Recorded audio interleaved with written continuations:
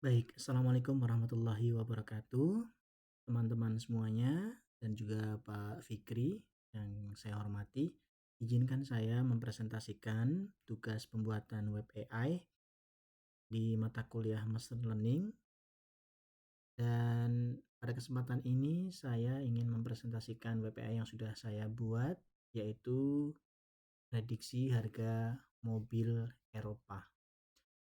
Jadi prediksi harga mobil Eropa ini sebetulnya dataset yang sebelumnya saya gunakan untuk UTS kemarin, yang telah saya modifikasi sehingga variabel-variabel yang saya butuhkan ini saya cantumkan di dalam field atau isian ini, dan sisanya seperti merek kendaraan dan lain sebagainya itu sudah kami olah terlebih dahulu, kami drop untuk kolom-kolom yang tidak digunakan. Dan hasilnya seperti ini. Ini adalah halaman indeks WPI-nya, dan sebelumnya nanti saya akan presentasikan dulu hasilnya, dan setelahnya kita akan bahas tuntas bagaimana cara membuatnya. Nah, di dalam WPI prediksi harga mobil Eropa ini saya sudah membuatkan beberapa variabel yang harus diinputkan, antara lain yaitu tahun kendaraan, jarak tempuh, pajak, kebutuhan bahan bakar, dan juga ukuran mesin ya dalam liter. Jadi setelah nanti diinputkan ini, kita tinggal klik untuk hasil prediksi, maka prediksi harganya akan muncul nih, baik dalam euro maupun dalam rupiah. Seperti apa? Kita klik saja, misalnya kita input di tahun 2015 misalnya. 2015 jarak tempuhnya yang sudah kita tempuh misalnya 10.000. 10.000, pajaknya dia di angka 45 euro. Kebutuhan bakarnya misalnya di 50. Ukuran mesinnya dia di 3 cc gitu ya, 3,0. Berapa nih hasil prediksinya? Nah, ternyata di yang inputkan tadi ini ketemu di prediksinya adalah 20.495 euro atau 358.662.500 ya. Nah, tadi kita di 2015 nih. Sekarang kita coba. Harusnya kalau web AI ini benar, modelnya itu benar, maka semakin muda usia mobil, harganya tentunya semakin mahal ya harusnya ya. Jarak tempuhnya berapa nih? Misalnya 5.000. Pajaknya dia di angka 60. Kebutuhan bakar bahan bakarnya dia misalnya di 40, ukuran mesinnya dia di 2 cc 2,0. Nah, tadi di 24.95, sekarang berapa nih harganya? Nah, itu kan harganya dia semakin tinggi. Kenapa? Karena tahun kendaraannya lebih muda. Bagaimana kita coba nih? Kalau tadi ada 2020, 2015, kita coba di 2011 misalnya. 2011 jarak tempuhnya dia pastinya semakin banyak. Pajaknya dia pasti semakin murah, kebutuhannya bahan bakarnya misalnya berapa nih? 25. Ukuran mesinnya 2 cc. Kalau tadi 47990, sekarang berapa nih? Nah, tuh harganya makin murah ya. 5.950 atau 104.125 itu dari tadi di tahun 2011. Jadi prediksi harga mobilnya sudah berjalan nih, semakin tinggi atau mohon maaf semakin lama kendaraannya harganya semakin murah, semakin baru kendaraannya dia semakin mahal. Nah, bagaimana cara membuatnya? Kita simak untuk video selanjutnya.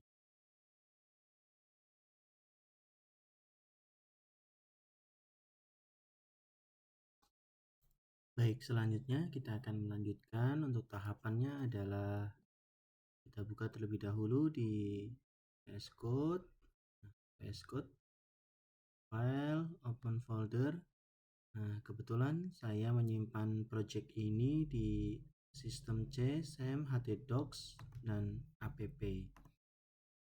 Nah, Di dalam app ini yang harus kita siapkan antara lain adalah dataset, template, terus app.py, terus buat model.ipnyb, ini buat model. Langkahnya seperti apa? Yang pertama adalah dataset. Dataset ini menjadi penting, kenapa? Karena nantinya dia akan menjadi sumber data yang akan kita gunakan sebagai model prediksi. Di sini saya ada 2 dataset, namun yang akan saya gunakan adalah Toyota_OK.csv. Nah, untuk tahu perbedaannya bagaimana, karena dataset ini harus dia numerik semuanya atau float ya. Semuanya dalam bentuk angka, tidak boleh dalam bentuk teks. Oleh karenanya kita cek terlebih dahulu, ini adalah file CSV yang asli.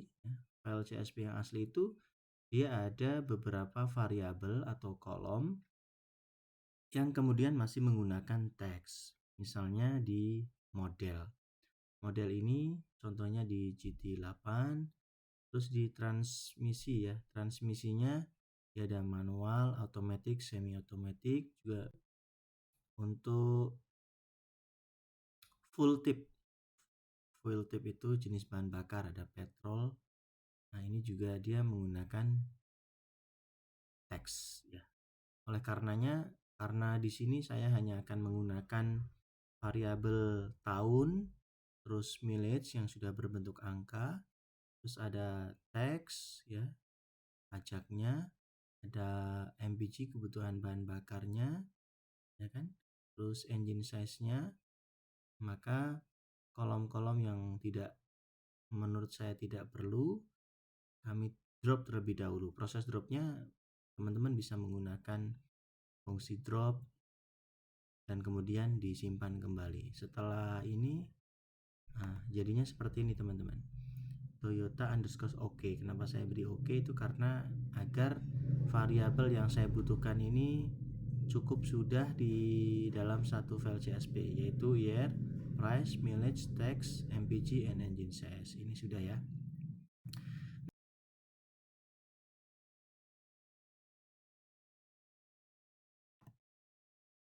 Baik, yang selanjutnya adalah kita membuat model nih. Membuat model ya. Setelah tadi datasetnya kita siapkan, kita buat modelnya.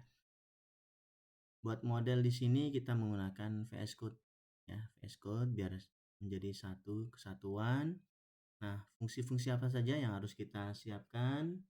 Yang pertama itu adalah fungsi sklearn. Sklearn.model selection import train test split. Ya, itu artinya apa?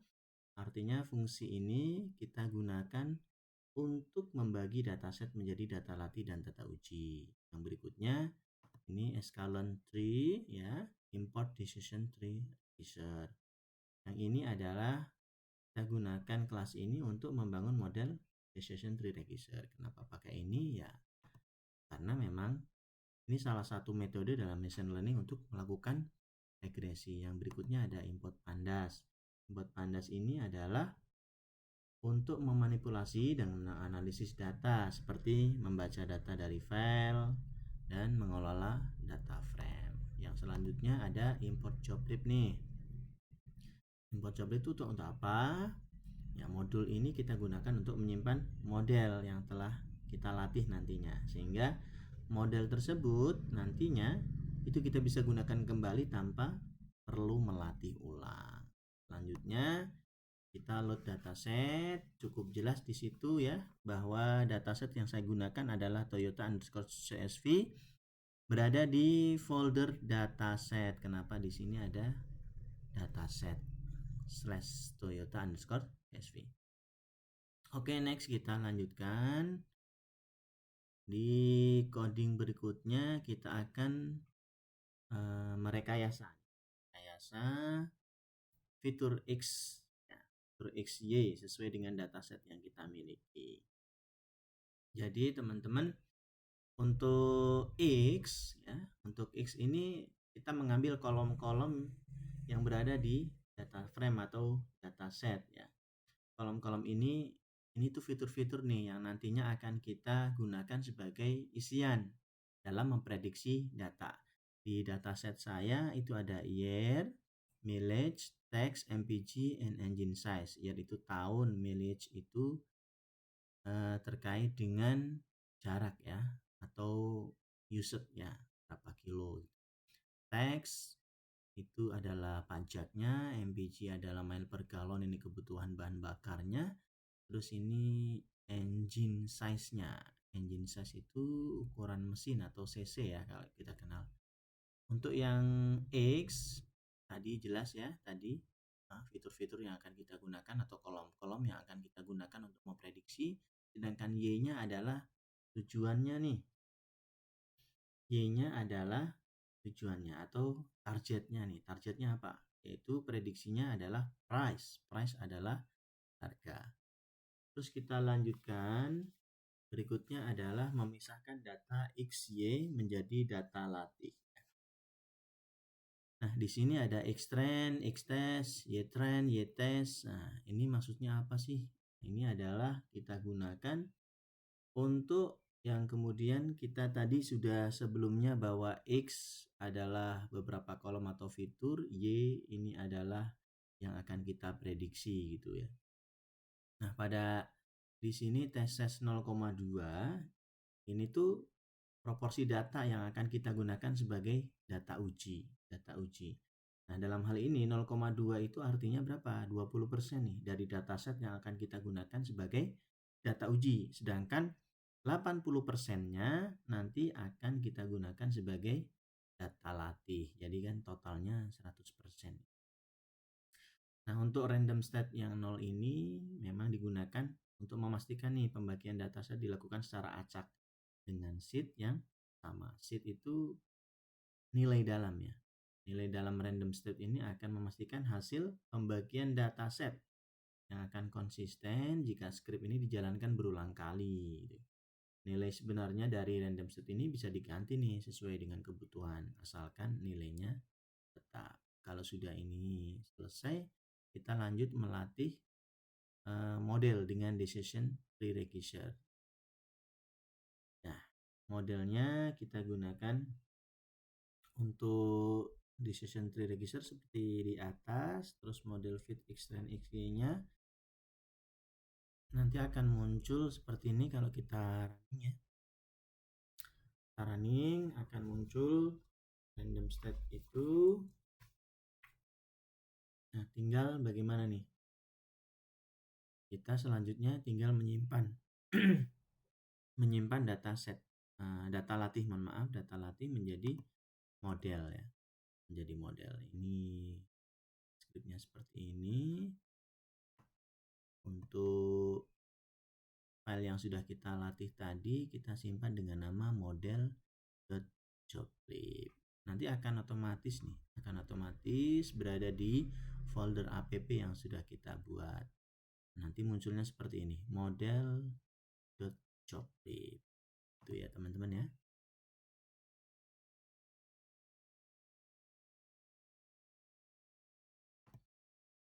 Baik teman-teman, kita lanjutkan. Setelah tadi kita membuat model ya, kita buat model yang nantinya jika berhasil teman-teman akan mendapat satu file namanya model.joblib.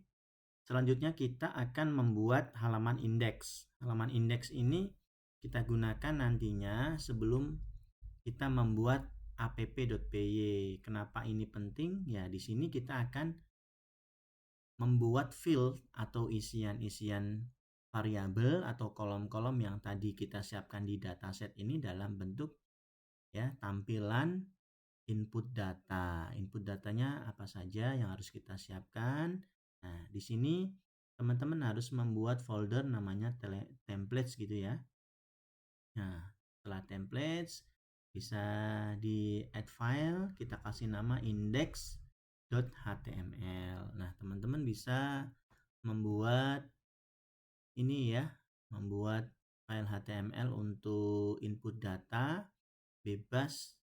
Referensinya bisa dari mana saja karena kita tuh sekarang sangat mudah ya menggunakan referensi, bisa dari malas ngoding, dari mungkin referensi Bootstrap, dan lain sebagainya.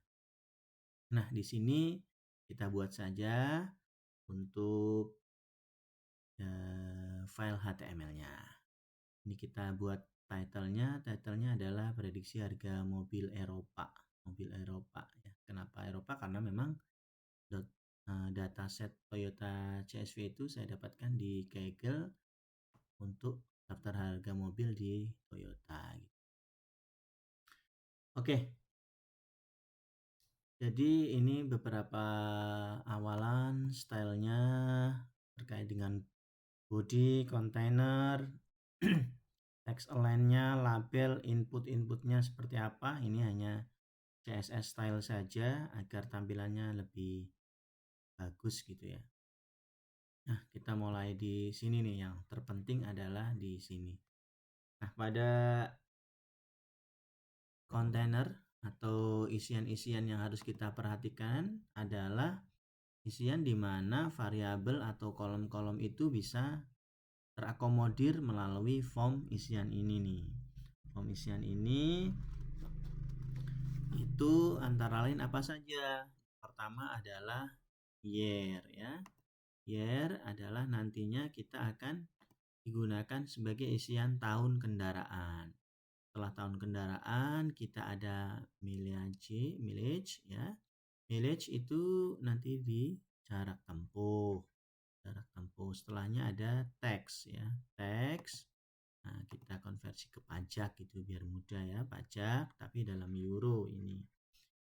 Yang berikutnya MPG. MPG itu kebutuhan bahan bakar, miles per gallon. Yang berikutnya ada engine size. Engine size-nya adalah ukuran mesin ini dalam liter cc gitu ya. Nah, setelah ini variabel ini atau kolom-kolom ini kita masukkan inputannya ya, siapkan inputannya. Ini kita ada tombol submit untuk klik hasil prediksi. Nah, sementara jika kita klik hasil prediksinya, itu nanti akan muncul, nah di sini nih akan muncul hasil prediksi dari inputan-inputan yang sudah kita masukkan. Jadi ketika klik ini harganya, nanti prediction text-nya akan muncul ya. Prediction text-nya ini juga nantinya akan kita tulis nih di app.py. Tapi ini untuk yang di HTML cukup seperti ini saja. Untuk nantinya seperti apa lebih detailnya ada di app.py. Itu sih teman-teman ya. Jadi yang harus kita siapkan apa tadi? Inputan, yaitu index.html yang nantinya akan kita load di app.py.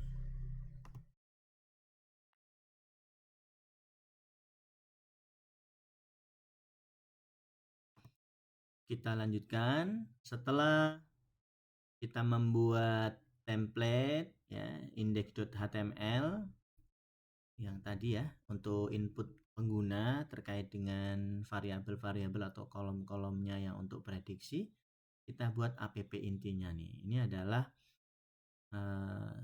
endingnya file yang terakhir kita buat. Apa itu app.py? Nah, di sini ada library yang harus kita import terlebih dahulu, beberapa fungsi juga yang akan kita gunakan untuk apa? Ya, untuk menjalankan aplikasi ini. Yang pertama adalah import pandas SPD. Import pandas SPD tadi ya kita gunakan untuk membaca dataset ya, CSV yang sudah kita siapkan. Yang berikutnya ini from Flux import Flux render template request. Artinya apa? Flux ini jadi itu framework web Python yang bisa kita gunakan untuk membuat aplikasi web. Ya, aplikasi web. Dan render template-nya itu kita gunakan ya karena fungsi Flux ini dia itu nantinya berfungsi untuk merender template HTML yang sudah kita buat tadi, index.html ya. Kalau request-nya jelas ini untuk mengakses data yang kita kirimkan melalui formulir atau yang tadi kita buat. Yang terakhir ini ada import joblib. Import joblib itu digunakan untuk memuat model yang sebelumnya sudah kita buat apa namanya? Yang namanya tadi model.joblib. Oke, lanjut. Setelah ini import library, kita memuat modelnya. Modelnya sama dengan joblib load. Nah, namanya model joblib yang sudah kita buat. Yang berikutnya adalah menginisiasi aplikasi Flux. Nah, aplikasi Flux ini ya kita memang kita gunakan untuk tadi ya, meloading halaman webnya. Kita lanjutkan untuk memuat datasetnya. Memuat dataset yang sudah kita buat, kita siapkan tadi berada di mana? Berada di folder dataset Toyota ok.csv ini ya. Nah, kalau sudah kita lanjutkan untuk routing nih, routing ke halaman utama. Kita gunakan app.root devhome return render template index.html. Nah, kita gunakan app root ini itu untuk menentukan bahwa fungsi home ya, fungsi home ini itu akan melayani permintaan ke root utama. Root utamanya adalah index.html. Untuk render template-nya tadi sudah kita jelaskan di atas bahwa mengembalikan template HTML ya, index HTML ini sebagai respon. Responnya apa? Halaman ini akan digunakan sebagai halaman utama aplikasi web yang kita buat dengan fungsi Flux tadi. Kita lanjutkan. Nah, untuk langkah selanjutnya kita itu akan membuat prediksi route ya. Untuk prediksi gitu ya. Nah, route ini itu adalah route yang akan menangani permintaan post dari formulir yang ada di halaman utama. Jadi indeks tadi, index.html, nah ini prediksinya itu kita atur di sini nih. Yang diinputkan apa saja. Yang pertama kita ekstrak nih fitur input dari formulir. Nah, metodenya post gitu ya. Metode post. Ya, apa saja yang kita tulis di sini? Ya, variabel atau kolom yang sudah kita masukkan dalam indeks tadi. Yang pertama adalah year ya. Year, tahun, mileage, text, mpg, engine size. Ini ada 1, 2, 3, 4, 5 ya. Ada 5 kolom yang kita akses. Nah, setelah ekstrak fiturnya, kita sesuaikan dengan inputan data yang ada di indeks HTML-nya. Nah, kita membuat prediksinya, membuat prediksi. Input future, ya kan, year, mileage, text, mpg, engine size, kita sesuaikan saja. Nah, tinggal untuk selanjutnya adalah kita format prediksinya akan seperti apa gitu ya. Ini untuk input future-nya berarti nanti prediksi yang akan datangnya itu menjadi seperti apa. Lanjut di format prediksinya, format prediksi prediksi price ya, harga prediksinya itu nanti dia maksimal ada di belakang koma itu 2 angka. Ini artinya itu di belakang koma 2 angka. Terus hasilnya nanti akan munculnya apa nih format prediksinya. Tadi kita sudah merender template-nya di index HTML. Prediksi teksnya nanti munculnya berapa, dia akan ada euronya gitu, prediksi ya. Harga yang diprediksi dalam euro ini adalah kan statis teksnya atau teks tetapnya yang sudah kita buat. Ini prediksinya nanti ada euro. Terus atau berapa rupiah RP prediction test. Nah, ini di sini 17.500 tuh menunjukkan nilai tukar rupiah pada euro. Ya, kita bulatkan saja misalnya 17.500. Nah, ini ada perkaliannya. Terus rupiah gitu ya. RP berapa rupiah. Nah, sudah gitu. Yang nantinya ini akan menjadi aplikasi ya kan. Web prediksi harga mobil. Kita running aja nih. Kita coba